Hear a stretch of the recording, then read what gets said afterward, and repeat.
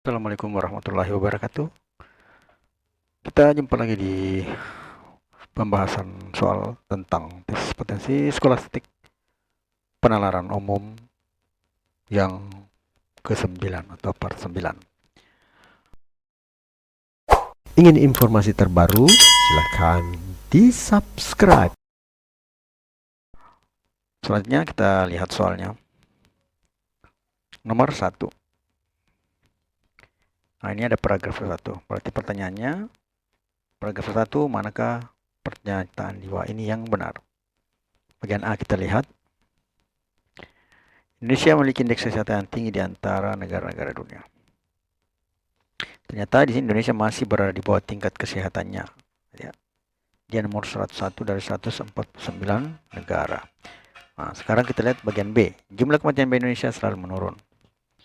Jumlah kematian yang baik Kabupaten Banyuwangi tahun 2017 cenderung menurun. Namun pada 2018 6 bayi dari 1000 kelahiran, sebelum tahun 2000 hanya 5 bayi dari 1000 kelahiran. Berarti ini ada agak mengalami peningkatan, berarti dia tidak menurun dan tidak juga naik.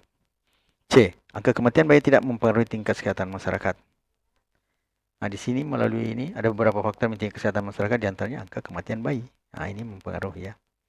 Kemudian bagian D, hanya pemerintah pusat yang kewajiban memperhatikan tingkat kesehatan masyarakat. Nah, di sini lihat adalah hak asasi dipenuhi oleh pemerintah ya, hak asasi dan dasar yang harus dipenuhi oleh pemerintah baik pusat maupun daerah. Berarti bukan pusat saja. Kemudian bagian E, jumlah kematian dari 2013 memiliki nilai yang fluktuatif ya. Fluktuatif karena pernah naik, cenderung menurun, dan kemudian naik 18 naik lagi ya.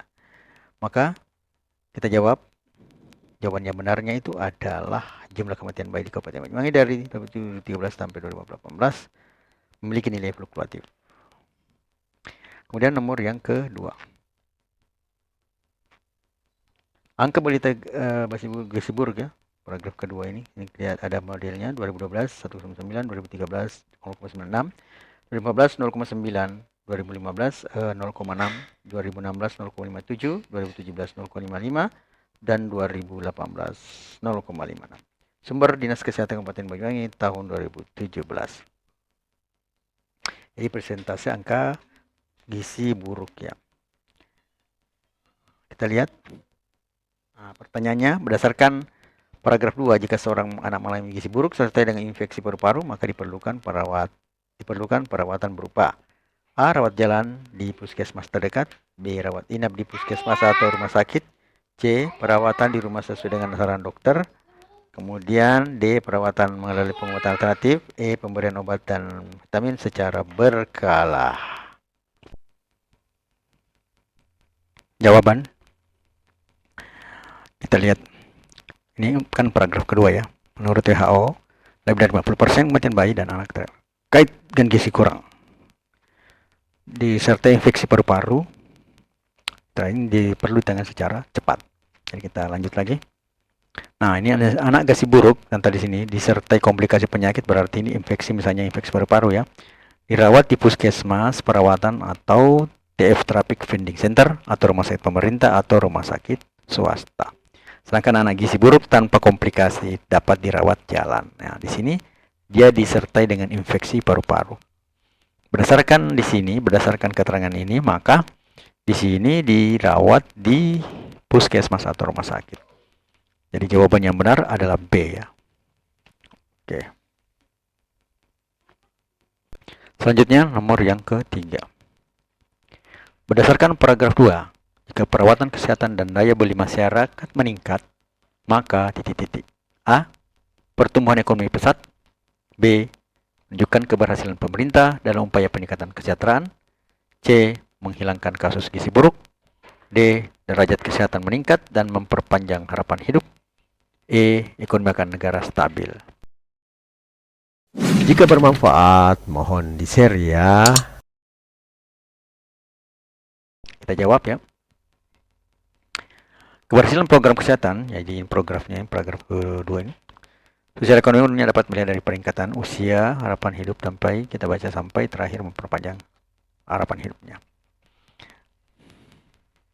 Meningkatkan perawatan kesehatan melalui puskesmas, ini yang menjadi acuan meningkatkan daya beli masyarakat, akan meningkatkan akses terhadap kesehatan, mampu memberikan kebutuhan gizi dan kalori, mempunyai pendidikan lebih baik sehingga memperoleh pekerjaan yang memadai, yang gilirannya akan meningkatkan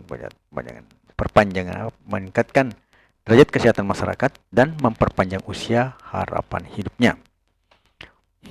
Nah, prinsip yang dipakai di sini adalah silogisme ya. Pertama kita lihat dulu P maka Q, kemudian Q maka R, dan R maka S. Kesimpulannya atau konklusinya adalah P maka S. Suka dengan videonya? Like dong. Kita lihat di sini P itu adalah kita lihat perawatannya, meningkatnya perawatan kesehatan dan daya beli masyarakat. Kemudian Q-nya itu mampu memenuhi ya kesehatan gizi, kalori dan mampu pendidikan yang baik, lebih baik ya. Kemudian R-nya itu memperoleh ya segi pendidikan, mempunyai pendidikan lebih baik sehingga di sini maka memperoleh pekerjaan dan penghasilan yang memadai ya, dan pada gilirannya atau sehingga lagi maka lagi akan meningkatkan S-nya ini meningkatkan derajat kesehatan masyarakat dan memperpanjang usia. Dari sini prinsip silogisme maka P-nya maka R maka S, berarti kesimpulannya di situ adalah kalau kita lihat di sini adalah D ya, derajat kesehatan masyarakat dan memperpanjang harapan atau memperpanjang harapan hidup atau memperpanjang usia ya. Usia harapan hidup di sini ya. Jadi jawabannya adalah D ya. Jawaban yang benar D, derajat kesehatan meningkat dan memperpanjang harapan hidup. Selanjutnya bagian nomor 4. Nah, ini ada tabel presentasi angka balita gizi buruk dalam persennya, jadi dari persen. Tahunnya 2012 1,09, 2013 0,96, 2014 0,9, 2015 0,6, 2016 0,57, 2017 0,55, 2018 0,56. Jadi sebenarnya tidak perlu kita lihat semuanya, cuma saya sebutkan satu-satu supaya lebih jelas tulisan yang tertera di sini. Nah, berdasarkan persentase, jadi langsung soalnya, jika tahun 2015 dapat 72 kasus gizi buruk di Kabupaten Banyuwangi, maka total balita di Kabupaten Banyuwangi pada tahun 2015 adalah A 10.000 balita, B 10.300 balita, C 11.200 balita, D 12.000 balita, dan E 13.800 balita. Jadi kita berpusat pada 2015. Ternyata persentasenya adalah 0,6. Kita jawab. Jumlah kasus gizi buruk 2017 adalah 72 dengan persentase 0,6. Misal jumlah total balita di Kabupaten Banyuwangi adalah B, maka persentasenya itu rumusnya sebenarnya adalah 72 dibagi B, berarti banyaknya kasus per banyaknya jumlah balita di sana totalnya dikali 100 itu sama dengan 0,6. Nah, dari sini kalau kita kali 70 kali 100 yang naik ke atas 100, kemudian ini kita tukar B ke sini, sama saja 0,6 kali B menjadi 0,6 itu menjadi pembagi, itu sama dengan B.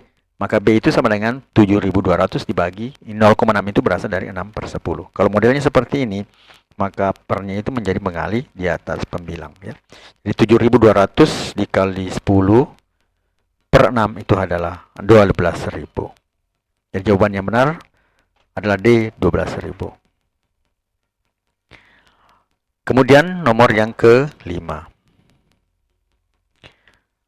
Ini paragraf ketiga ya, angka harapan hidupnya.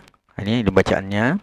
Nah, kemudian di sini modelnya ini ada ya, 59,61, 69,7, 69,79, 69,88, 69,93, 70,03, 70,11, 70,19 dan 70,34. Nah, ini sebenarnya bisa kita acukan dulu, namun saya bacakan agar tulisannya menjadi jelas ya, menjadi apa yang dimaksud dari tulisan ini karena agak kabur saya lihat.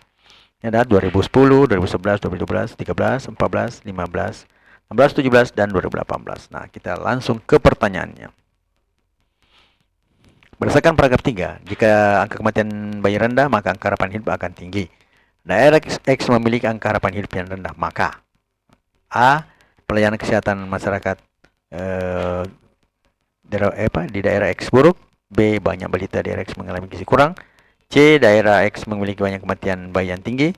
D. Masyarakat daerah X kurang sejahtera. Dan E. Daerah X memiliki angka kematian bayi yang rendah. Kita jawab. Yang dipakai di soal ini adalah modus tollens dengan rumus Yang dalam kurung P maka Q dan tidak Q maka hasilnya itu konklusinya adalah tidak P. Misal P itu adalah angka kematian bayi rendah. Kemudian Q angka kematian hidup, harapan hidup tinggi. Ya, kan ini jika P maka Q. Nah, kemudian maka konklusinya ini adalah minus P karena di sini tidak Q ya. Di sini daerah X memiliki angka harapan hidup yang rendah, berarti tidak tinggi ya. Maka konklusinya adalah angka kematian bayi tidak rendah. Sebenarnya di sini ya, angka kematian bayi tidak rendah. Nah, otomatis juga angka kematian tidak rendah itu disebut angka kematian bayi adalah tinggi. Dari sini bisa kita kesimpulkan bahwa C itu daerah X memiliki angka kematian bayi yang tinggi.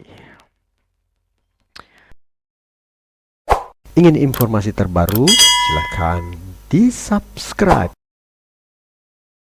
Jika engkau dibully atau tidak dianggap di suatu tempat pergaulan, maka hendaknya engkau mencari tempat pergaulan di mana engkau akan dihargai. Matematika, Queen of Science. Assalamualaikum warahmatullahi wabarakatuh.